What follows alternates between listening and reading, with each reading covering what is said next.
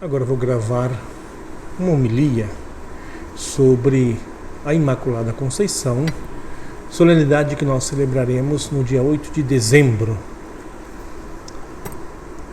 A Sagrada Escritura e a tradição da Igreja sempre creram que a Virgem Maria, em previsão dos méritos de Cristo, foi preservada de toda mancha do pecado original e de toda a solidariedade desse pecado, desde o primeiro instante de sua concepção, da sua conceição. A Escritura nos ensina que todos nós nascemos marcados pelo pecado. Basta pensar no Salmo 50, 51. Minha mãe me concebeu já pecador. Basta pensar na Epístola aos Romanos, que diz: todos pecaram e todos estão privados da glória de Deus. E estão justificados, quer dizer, tornados justos, tornados santos, gratuitamente por Jesus Cristo. Então, nós nascemos naquela solidariedade maligna, maléfica, à qual toda a humanidade se encontra desde os nossos pais, que é aquilo que chamamos de pecado original. Com efeito, vemos uma criancinha bonitinha, boazinha, mas à medida em que vai crescendo, mostra as unhas. Ou seja, vem à tona nela a tendência ao egoísmo, a ser malvada, etc. É a tendência ao desequilíbrio da nossa natureza. E em variada medida, vai crescendo, acrescentando a esse pecado os nossos pecados pessoais. É do pecado, dessa cadeia do pecado, que Cristo nos livra. Nos libertou por sua morte e ressurreição. Nos livrou pelo dom do seu Espírito. A primeira a ser libertada do pecado foi justamente a sua mãe, Maria. Como vemos, então, a realidade do pecado, o pecado original, faz parte da nossa natureza humana. Nós herdamos do primeiro casal, Adão e Eva. Nesse sentido, nós fazemos parte solidariamente da realidade do pecado que marca profundamente a nossa natureza. Então, o Pai, Deus e Pai de nosso Senhor Jesus Cristo, sabendo desde o início que a Virgem Maria seria a mãe do seu Filho, que traria no seu ventre o Cordeiro de Deus que tira o pecado do mundo, ou seja, o puro, o imaculado, inocente, preservou-a desde o primeiro instante no ventre de sua mãe, a velha Ana, da solidariedade do pecado. Isto é, preservou Maria, já desde o ventre de sua mãe, a velha Ana, preservou Maria do pecado original.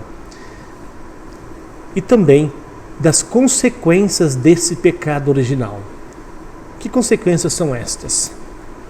Aquilo que eu tenho, que você tem, que se chama concupiscência. Nossa Senhora tem uma natureza humana íntegra, ou seja, toda de Deus, toda para Deus, nós não.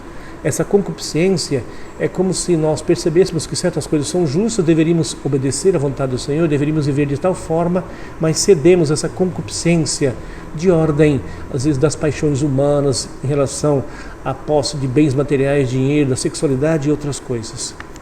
Mas aqui surge uma questão. Mas como assim? Quer dizer que Cristo não salvou Nossa Senhora, já que ela foi concebida toda pura, sem pecado original? Salvou sim, e até mais. Ele salvou Nossa Senhora mais do que a mim, você. Por quê? No caso de Nossa Senhora, Cristo a arrancou, isto é, Cristo sequer permitiu que ela caísse no pecado. Um exemplo para entender isso. Imagine que uma pessoa esteja caminhando e de repente escorrega e cai numa poça de lama suja, e se suja toda.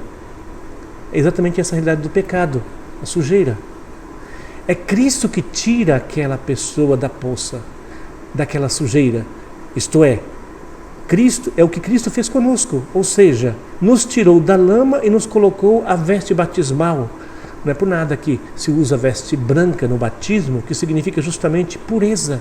Com o batismo nós somos purificados. Com Nossa Senhora, Cristo faz diferente. Ele sequer deixou que Nossa Senhora caísse na lama. Ela cairia se não fosse por ele. ela seria pecadora como nós se não fosse pela graça do Senhor. Nossa Senhora não só foi salva por Cristo, mas foi salva de modo perfeito. Ela é a perfeita redimida. O Pai a preservou do pecado em previsão dos méritos de Cristo, ou seja, por conta da morte e ressurreição de Cristo.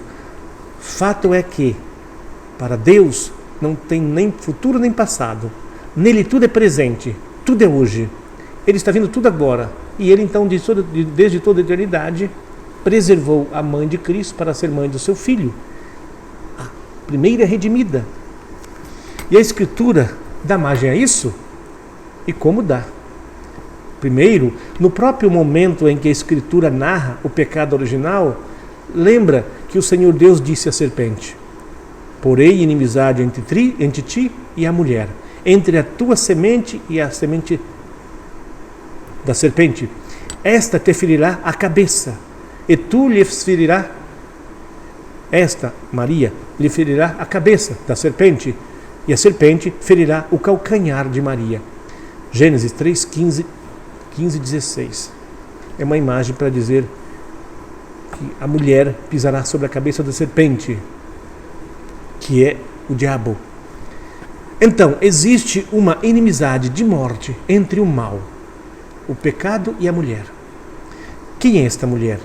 É aquela para quem Jesus disse: mulher, ainda não chegou a minha hora. João 2,4. Ou então quando Jesus do alto da cruz disse: mulher, eis aí teu filho. João capítulo 19. É ainda aquela mulher de que fala São Paulo no capítulo 4 da carta aos Gálatas, quando diz: quando chegou a plenitude dos tempos, Deus enviou seu Filho, nascido de mulher.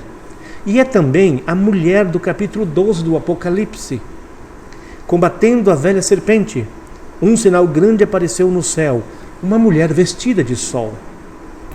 Esta mulher é a Virgem Maria, inimiga visceral da serpente. Mas ainda, o modo como o anjo saúda Nossa Senhora no momento do anúncio: ave cheia de graça. É como se ele mudasse o nome de Maria, dizendo que ela é toda graciada, toda plena, da plenitude da graça de Deus. Pois onde há graça, não há desgraça, não há o pecado. Em latim é tão belo: gracia plena. Maria é toda pura, toda santa, toda imaculada, a cheia de graça. Essa verdade maravilhosa é crida pelos cristãos desde o início do cristianismo. Com efeito, os cristãos, lendo e meditando a Sagrada Escritura, afirmam tudo isso. A ela pode-se aplicar maravilhosamente, por exemplo, os Salmos: eu vos exalto, ó Senhor, pois me livrastes, vós tirastes da minha alma, a minha alma dos abismos, e me salvastes quando estava já morrendo. Salmo 29, 30. Maria sempre foi preservada do pecado. Ela é a toda santa. Não poderia o Filho de Deus, o todo santo, habitar algo impuro, marcado pelo pecado. Agora, prestem atenção. Isto não diminuiu em nada a dependência de Nossa Senhora, que Nossa Senhora tem de Cristo. Pelo contrário, mostra como é grande a graça de Cristo. Cristo é o sol de justiça, é o sol de santidade tão potente, que antes mesmo de nascer, os primeiros raios dele, a aurora da sua vinda, já purificou a sua mãe. Aliás, a carta aos Efésios, no capítulo 1, diz: antes da fundação do mundo, Deus nos predestinou para sermos santos e irrepreensíveis e imaculados diante dele, no amor. Efésios 1,4. Então, aquilo que é o sonho de Deus, o projeto de Deus para toda a humanidade, realizou-se maravilhosamente em Nossa Senhora. Nossa Senhora é um exemplo vivo da graça de Cristo, é um exemplo vivo da luz da ressurreição de Cristo. Nossa Senhora é um exemplo vivo do quanto é eficaz a potência salvadora de Cristo para cada um de nós. Imaculada Conceição, aquilo que Nossa Senhora é desde o início, nós devemos ir nos tornando ao longo de nossa vida, procurando vencer o pecado, procurando nos abrir totalmente para o Senhor, para o reino de Cristo, para que o Espírito de Cristo habite em nós.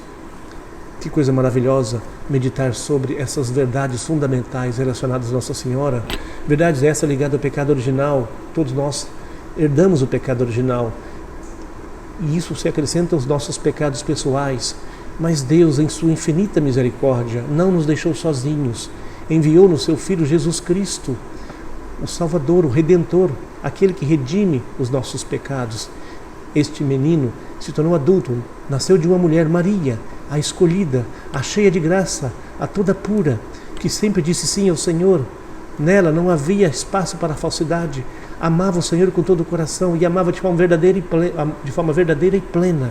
E é para nós modelo, é para nós intercessão. Que possamos então, olhando para Nossa Senhora, imitá-la, segui-la e buscar a santidade.